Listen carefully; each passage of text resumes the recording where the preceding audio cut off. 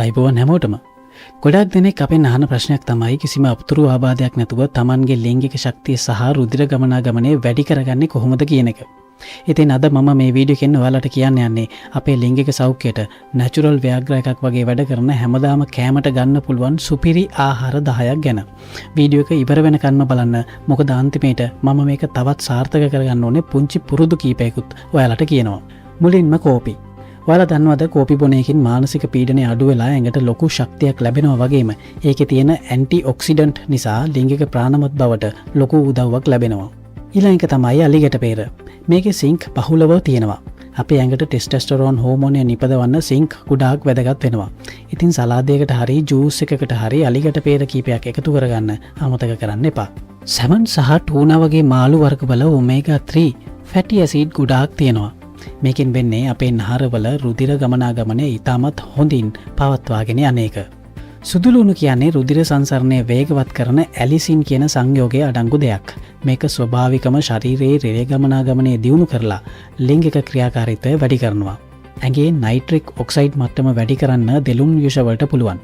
ඒකෙන් වෙන්නේ ලිංගික අවයව වලට ලේ ගමන් කරන එක පහසු කරලා ප්‍රාණවත්භාවය වැඩි කරන එකයි. ඇපල් සහ බෙරි. ඇපල් ස්ටෝබෙරි වගේ පළතුරු වල තියෙන ෆ්ලේවොනොයිඩ්ස් නිසා ලිංගික දුර්වලතා ඇතිවීමේ අවදානම 10%කින් විතර අඩු කරගන්න පුළුවන් කියලා පරීක්ෂණ වලින් දැන් හොයාගෙන තියෙනවා. ආමන්ඩ් සහ රටකජු. ආමන්ඩ් සහ වෝල්නට්ස් වගේ ඇට වර්ගවල සිරුරට හිතකර ඇමයිනෝ ඇසිඩ් සහ ඔමේගා 3 තියෙනවා. දවසකට මේ වගේ අහුරක් විතර කන එක ලිංගික ශක්තියට ඉතාමත් හොඳයි. පලා වර්ග.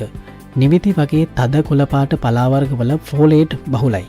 ගොඩාක් වෙලාවට ලිංගික දුර්වලතා තියෙන අයගේ ෆෝලේට් මට්ටම ඉතාම අඩුයි කියලා කියනවා හැමෝම අහලා තියෙනවා. ඒ නිසා පලා වර්ග කෑමට ගන්න එක ඉතාමත් ගොඩාක් වටිනවා. Dark chocolate. චොක්ලට් වලටත් පුළුවන් ලේ ගමනාගමනය වැඩි කරලා හිත සතුටින් තියන්න. මේක ස්වභාවිකවම ලිංගික උත්තේජනයක් ඇති කරන්න උදව් වෙනවා. පැණි කොමඩු. පළවෙනි තැන තමයි පැණි කොමඩු. මේක තමයි ඉතාමත් හොඳම ආහාරය. මේක ඇත්තටම ස්වභාවික ව්‍යාග්‍ර එකක් වගේ තමයි. මේකේ තියෙන සිට්‍රලීන් කියන සංයෝගය නිසා ඇඟේ රුධිර නාර සැහැල්ලු කරලා ලිංගික ප්‍රදේශයට රුධිරය ගලා යාම විශාල වශයෙන් වැඩි කරනවා. ඒ නිසා හොඳින් ප්‍රාණවත්භාවයක් ඇති කරගන්නට පුළුවන්. ඉතින් මේ ආහාර 10 ඔයාගේ දෛනික කෑම වේලට එකතු කරගන්නවා වගේම තවත් වැදගත් කරුණු කීපයක් තියෙනවා. ඒ ටික කියන්න කලින් අපිව subscribe කරලා තියාගන්න. මේ වගේ ගොඩාක් වටිනා උපදෙස් අපි හැමදාම ඔයාට ගේන්න බලාපොරොත්තු වෙනවා. ඒ වගේම ඔයා දෙයක් දැනගත්තා නම් ඒක අපේ කමෙන්ට් සෙක්ෂන් එකේ ලියලා තියන්න. එහෙම නැත්නම් හાર્ට් එකක් දාලා තියන්න. මෙන්න වැදගත්ම කරුණු ටික. මුලින්ම ඔයාගේ බර පාලනය කරගන්න.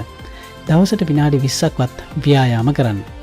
ධූමපානය සහ මත්පැන් පානය පාලනය කරන්න. හොඳින් නිදාගන්න. මේ හැමදේමත් එක්කම ඔයාට පුළුවන් නිරෝගී සහ ශක්තිමත් ලිංගික ජීවිතයක් ගත කරන්න. මේ වීඩියෝ එක වටිනවා කියලා හිතනවා නම් ලයික් එකක් දාලා ෂෙයා කරන්න. තවත් මෙවැනිම වීඩියෝ එකකින් නැවතත් හමු වෙමු. හැමෝටම සුබ දවසක්.